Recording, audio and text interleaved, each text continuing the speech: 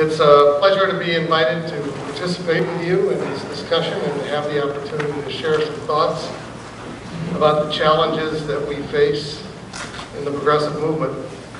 First, I think for the record I need to make clear that my remarks are my own. They do not necessarily reflect the views or the policies of U.S. labor against the war, my employer, or its leadership. I've been asked to reflect on how some of the concepts put forward by Jack Adele in the Democracy Charter relate to the struggle to end U.S. military occupation in Iraq and Afghanistan and the fundamental needs and interests of working people. The starting point for any such reflection must be a recognition that may be self-evident to people on the left, but bears repeating just the same. First, we can make no significant social progress so long as we continue to send our youth to fight and die to protect the interests of Chevron, ExxonMobil, Halliburton, Lockheed, General Electric, and the rest of what Dwight Eisenhower politely described as the military-industrial complex. There will be no social progress while we continue to divert 51 cents of every tax dollar to underwrite the institutions of imperial oppression.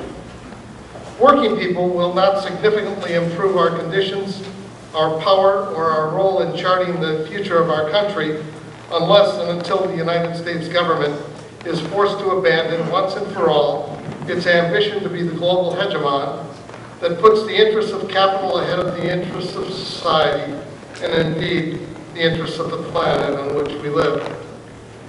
To put it more simply, we must confront, arrest, and dismantle U.S. imperialism.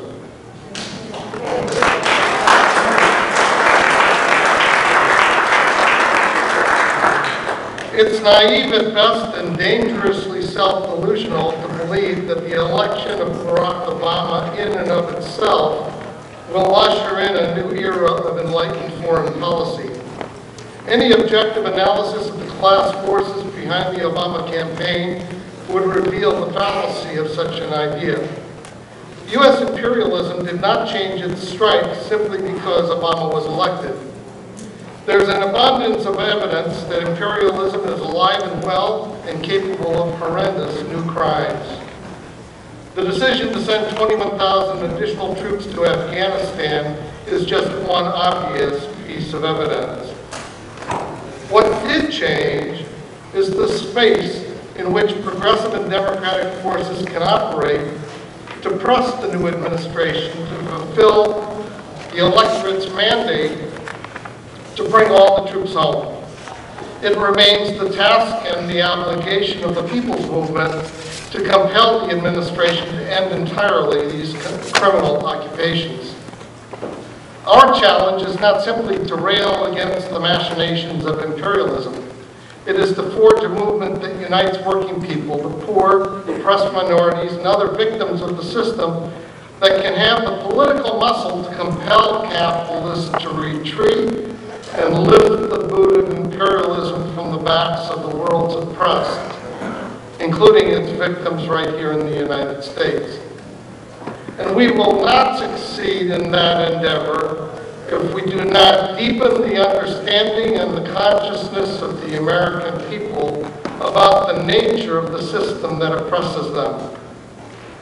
Because my work is largely in the labor movement, I want to speak about how this challenge manifests itself there.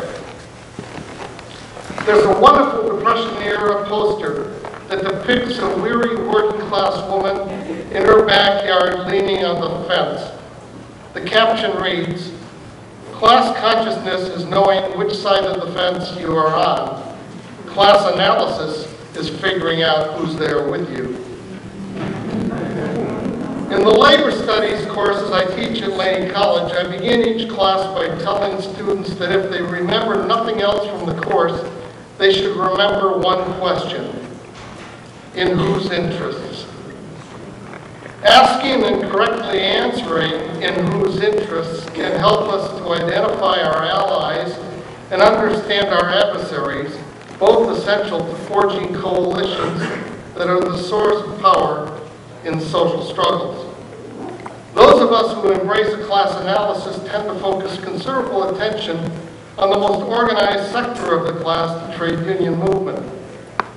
In 1905, union density, the percentage of workers organized, was about 5%, then entirely in the private sector. In 2005, union density overall was about 12.5%, which puts us one place ahead of Estonia and one just behind Chile in the global ranking.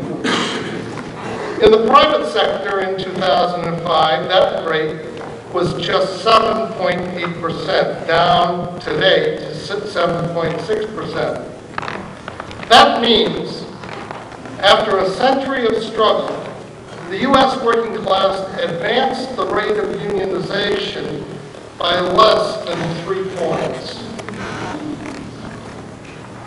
The genesis of this decline can be traced back to the Second World War and the period that immediately followed. Until World War II, the employer class in this country was determined to ruthlessly crush any sign of worker organization. The Wagner Act gave private workers, excluding farm and domestic workers, part-time workers, temporary workers, and others, the legal right to organize in 1935. But even after a workplace was organized, union members could never count on successfully negotiating the next contract without facing what can only be described as open class war. Union contracts generally lasted only a year, so workers were in an almost continual state of struggle to secure the most basic and fundamental of rights and the most modest of economic improvements. The war transformed all that. The majority of the labor movement agreed to refrain from striking. The employers agreed not to lock out. Unions were entitled to negotiate checkoff, that is automatic dues deduction. Disputes were sent to binding arbitration, something that until the war was relatively rare. A significant portion of the most class-conscious leadership of unions went off to war. Millions of new workers, women, African Americans, and others who had been entirely locked out of these jobs by discriminatory barriers, often erected with the willing collusion of unions, entered the workforce. These were workers who had never had the experience of union membership and, for many, even industrial labor. And when the war ended, many of these new workers found themselves once again on the outside looking in. Women were driven back into the home or the typing pool or into retail sales. Blacks returned to menial jobs and marginal employment. The post-war period has been described as the golden age of U.S. capitalism, a time of continuing economic growth and a rising standard of living. For the labor movement, it was also when a grand bargain was struck with capital, a social compact or accord, a set of unwritten, implied understandings about how the world should work that changed indelibly the culture of the labor movement. This accord between labor and capital